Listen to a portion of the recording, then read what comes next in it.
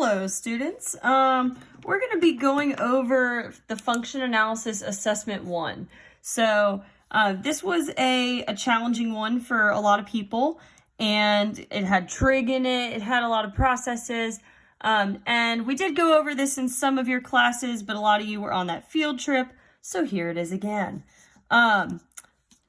This question said for the whole thing, f is going to be this function here. Now, since this was parts A through D, this function is going to apply to the entire problem. Okay, first question said find the average rate of change of f, and it gave you an interval. So when I see average rate of change, that is a key phrase. That means slope. When you see that, you should automatically be thinking, ooh, I got to find the slope. And we're not talking anything fancy. We're not talking derivative. We're just straight up talking slope like you learned in Algebra 1. Change in y over change in x. Just y2 minus y1, x2 minus x1. So it already gave me my x's. You know, this is x1, this is x2. So I just need to find the y values. And how do you get your y values? You just plug in your x values. So I'll plug in the 0. So f of 0, cosine of 2 times 0. Well, 2 times 0 is 0, so that's just the cosine of 0. And thinking about my unit circle, 0 is over here, cosine is your x value. So cosine of 0 is 1. All right, so that's one of my y values. Now I need the other, so I'll plug in the other x. So f of pi over 2, plugging it into this equation. So cosine of 2 times pi over 2, because it was 2x. I'm getting cosine of, that's just pi, 2 times pi over 2. And the cosine of pi is over here. Cosine is -1. So now that I have my y values, I just have to do change in y over change in x. So I'll do y2 minus y1, so -1 minus 1, over x2 minus x1. Pi over 2 minus 0. And if I simplify that a bit, -1 minus 1, that's -2 over pi over 2.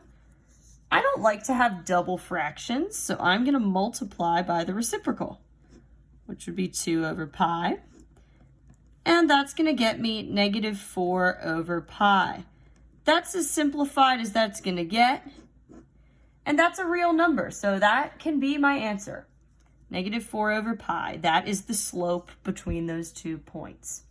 So this was a 2-point question. You got 1 point for using the slope formula, and you got your 2nd point for actually getting the correct answer. All right, part B said, what is the slope of the tangent line? Slope of the line tangent. Now, that is another key phrase. When you see slope of tangent line, you should be thinking derivative. That is what the derivative means. It's a definition. So, and it gives you a specific point that you can plug in. So you're going to get the derivative and then plug in that point. We had that f of x equals cosine of 2x. So I need to find f prime. This is going to be a chain rule problem. So the derivative of cosine is negative sine of 2x times 2 for the derivative of the inside. I'm going to rewrite this as -2 sine of 2x.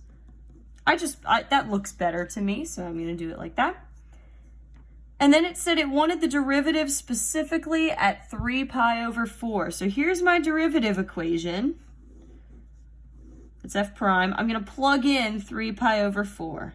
So f prime of 3 pi over 4 is going to be -2 times the sine of 2 times 3 pi over 4, which is -2 times the sine. That'll be 6 pi over 4, or 3 pi over 2. And the sine of 3 pi over 2, looking back at my little unit circle sketch, the sine of 3 pi over 2 is negative 1. So we have negative 2 times negative 1. So your answer here is positive 2. That is the slope of that tangent line, or the derivative. So again, this was a 2-point question.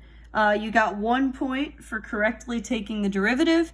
You got a 2nd point for plugging it in successfully and ending up with your answer. All right.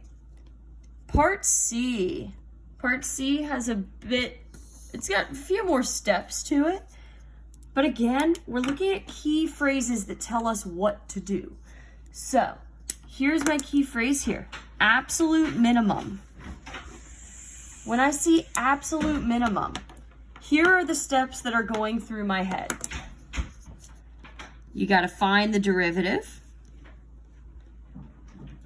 You got to set the derivative equal to 0. Solve to find your critical points.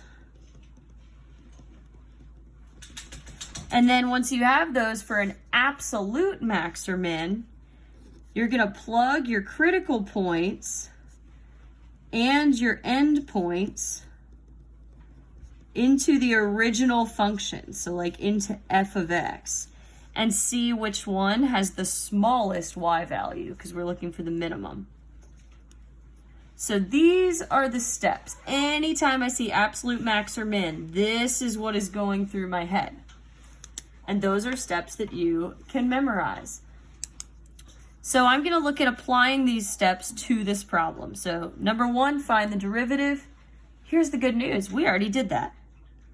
That was negative 2 sine of 2x from part B. Then I have to set the derivative equal to 0. Okay, easy enough. I'll make it equals 0. Now I have to solve that equation and find my critical points, my x values. So this is where I think some of you ran into some difficulty, is solving something like this. First of all, I would get rid of that negative 2. So I'm going to divide both sides by negative 2. 0 divided by negative 2 is still 0. So what this equation actually means, remember sine and stuff has to do with angles. So this in here, the 2x, that is an angle. So what it is asking is find angles where the sine of it is 0. So you have to picture your unit circle and think, where is sine 0? And your options are 0, pi, and because it goes all the way up to 2 pi. So that means that this 2x in here, this missing angle, 2x could be 0, because sine of 0 is 0. 2x could be pi, because sine of pi is 0. Or 2x could be 2 pi, because sine of 2 pi is 0. And then I'll just solve each of those baby equations for x. So I get x equals 0, x equals pi over 2, and x equals pi. Those 3 are my critical points. So, final step here. I'm going to plug my critical points and my endpoints into the original function, into f. I like to make a little table so that I don't forget any. Helps me keep it organized. So f of x was cosine of 2x. So my critical points, I had 0, pi over 2, pi. But then I also need my endpoints. So I've already got 0, but I need 2 pi as well. Now when I plug them in to cosine of 2x, this will become cosine of 0, which is 1. This will become cosine of 2 times pi over 2, which is just pi. Cosine of pi is negative 1. This will become cosine of 2 pi, because it was 2x. That's 1.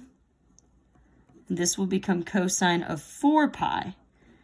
And 4 pi, if you picture the unit circle, it's at 2 pi, and then it just goes round again. So it's still at 2 pi, so that's still 1 for my cosine.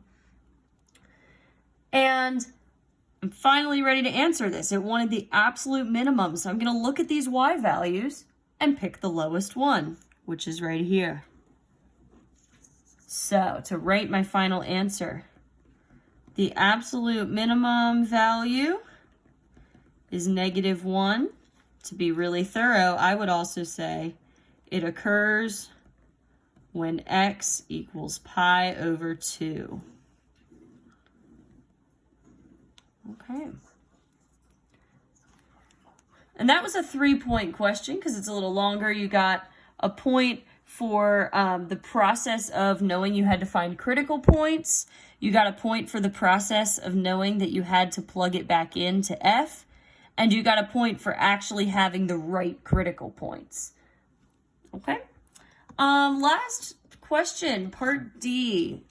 Throwback to limits and a little more conceptual. So we are looking for the limit as x goes to pi over 4 of f of x over g of x. Your very first step in a limit always is plug it in and see if it works. So I'm going to plug in the pi over 4. So f of pi over 4 over g of pi over 4. Now, some of you guys were like, where is f? Like, what even is that? This is where I would remind you, this is part D. It's the same f of x that's been in the entire problem. It carries through. So it was cosine of 2x. So this will be cosine of 2 times pi over 4, which is cosine of pi over 2, which is 0. Now on the bottom here, we didn't have an equation for g, but look what it tells us in the problem. G of pi over 4 equals 0. Okay, so the bottom equals 0. Uh-oh. We have a 0 over 0 situation. Now, when that happens, that is not your answer.